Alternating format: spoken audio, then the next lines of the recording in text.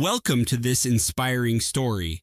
It will help you improve your English and, at the same time, show you how one man's curiosity and courage changed the world. Today we are talking about Albert Einstein.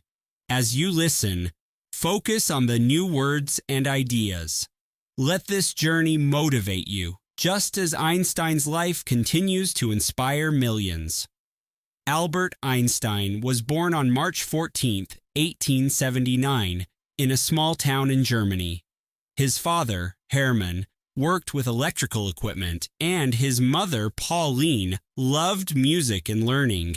Nothing seemed unusual about the baby, except that his head was a little larger than normal. His family even joked about it, never guessing that this quiet child would one day be called a genius. Albert was slow to speak. He said his first words only when he was almost 3. His parents worried, and people called him the quiet one.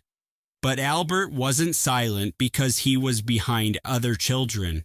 He was silent because he was always thinking. He could sit for hours, just watching the world and trying to understand how it worked. When Albert was 5, his father gave him a small compass. The little boy was fascinated. How could the needle always point north, no matter how he turned it? He stared at it for hours, amazed by the invisible force that moved the needle. Later, he would say that this gift left a deep impression on him. It was the beginning of his lifelong search to understand the hidden forces of nature. School, however, was not easy. The teachers expected students to memorize facts and repeat them, but Albert wanted to ask questions and explore. This often made his teachers angry.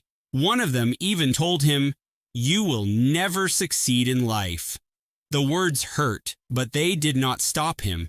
There was one subject Albert loved deeply: mathematics. To him, numbers were like puzzles, and solving problems was like playing a game. His uncle Jacob encouraged him, teaching him that every math problem was a clue leading to a treasure. At the same time, his mother supported his love for music. She made him practice the violin. At first, he resisted, but in time, music became a way for him to relax and clear his mind. Albert's imagination was also unusual. While other children played games, he read books about science and dreamed of great discoveries. One day, while walking home, he asked himself, "What would it be like to ride on a beam of light?" That strange and beautiful question stayed with him for years, guiding him toward his future theories about light, time, and space. At 15, Albert's life changed when his father's business failed. The family moved to Italy, but Albert stayed behind in Germany. Lonely and unhappy, he soon left school without finishing. He preferred to study by himself, reading books on science, philosophy, and mathematics. Many people thought he was making a mistake, but Albert believed learning was more important than following strict rules. At 16, he wrote his first scientific paper and applied to the Polytechnic School in Switzerland. He failed the entrance exam because of weak subjects like French and history. Still, he did not give up.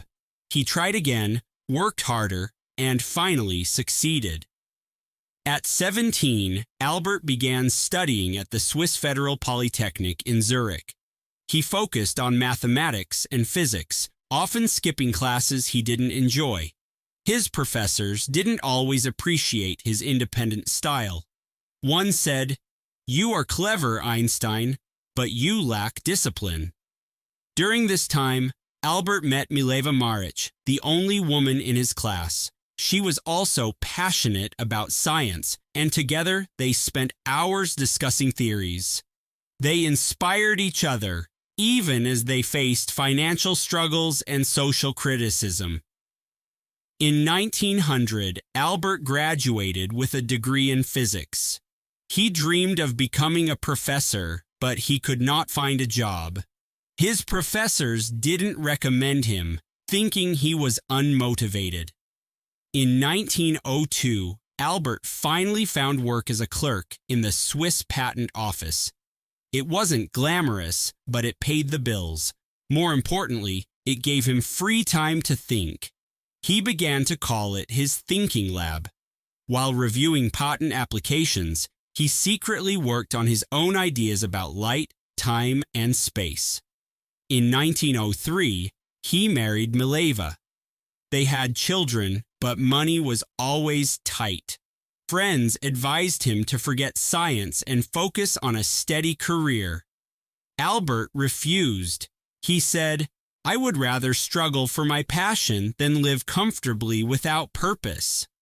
At the age of 26, while still working at the patent office, Albert published 4 papers that changed science forever. First, he explained the photoelectric effect, showing that light behaves like tiny particles called photons. This discovery would later win him the Nobel Prize. Second, he studied Brownian motion, proving that atoms exist. Third, he presented his special theory of relativity, showing that time and space are not absolute but relative. And finally, he gave the world the famous equation E equals mc squared, revealing that energy and matter are connected. The scientific community was shocked. A simple clerk with no university position had revolutionized physics. After 1905, everything changed. Universities offered him positions, and soon Albert was a professor. But success did not change him. He remained humble, once saying, "I am no genius. I simply stay with questions longer than others." In 1919, his general theory of relativity was tested and confirmed. Scientists proved that gravity could bend light. Overnight, Einstein became famous worldwide. Newspapers called him a genius. But Albert still lived simply, often wearing old clothes and focusing only on ideas. Einstein valued peace above all. During World War I, while many supported the fighting, he spoke against violence. His fame, however, put pressure on his marriage, and in 1919, he and Mileva divorced. In the 1930s, as the Nazis rose to power, Albert was in danger as a Jewish scientist. He fled Germany and moved to the United States, joining Princeton University. His books were burned in Germany, but he continued to work and to hope. He became an American citizen in 1940 and spent the rest of his life there. During World War II, his theories influenced the development of nuclear energy. He was shocked and saddened when atomic bombs were used in Japan. For the rest of his life, he spoke against war and worked for peace, saying, "Peace cannot be kept by force. It can only be achieved by understanding." Even as he grew older, Einstein never lost his curiosity. He studied black holes, time travel, and dreamed of uniting all the forces of nature into one theory. He worked until his last days. On April 18, 1955, Albert Einstein passed away at the age of 76. His last words, spoken in German, were lost because the nurse by his side did not understand. Einstein's life is more than a story of intelligence. It is a story of persistence, curiosity, and humility. Albert Einstein's name will always mean genius, but his greatest lesson is this: greatness is not about being perfect. It is about being brave enough to keep asking questions.